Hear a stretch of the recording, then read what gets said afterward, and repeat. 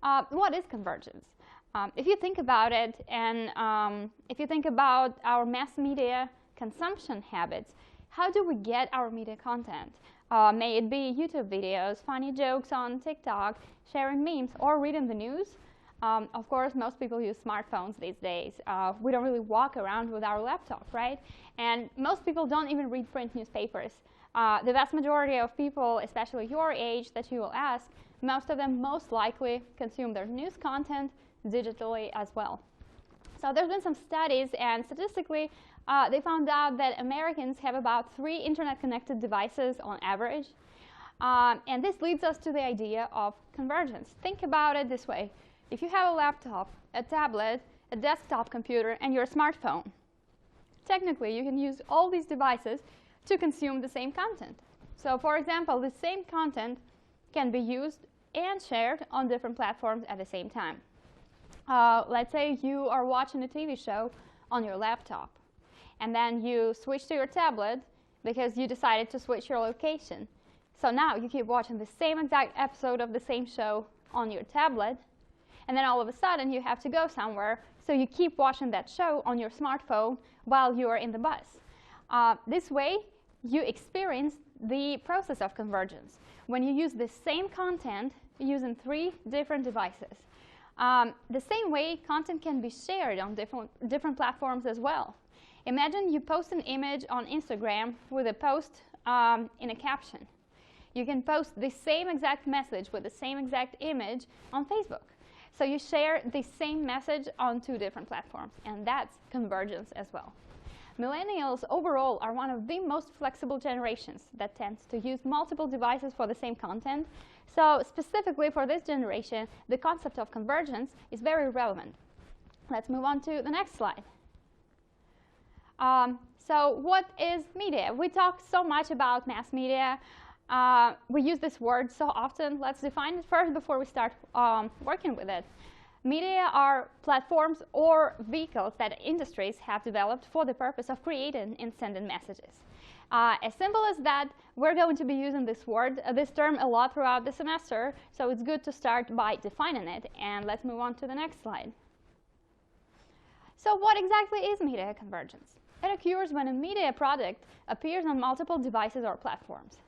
So remember the time when a new iPod would be out on the market and people would be excited about getting a new one and uploading all their favorite music there. Now almost no one is using iPods whatsoever. All your music content is on your smartphone, and most people don't even download their music, they just stream it using online connection. And that's media convergence as well. It's the same songs that you might still listen over and over, but now you use different platforms, different devices, and different services, different means of transmitting the same content and using the same media content. So as you can see, technological advancement has brought about a lot when it comes to media convergence, and this phenomenon itself became available because of technological developments. Let's move on to the next slide. So of course, convergence would be impossible without technological developments. It would not be the case until recently.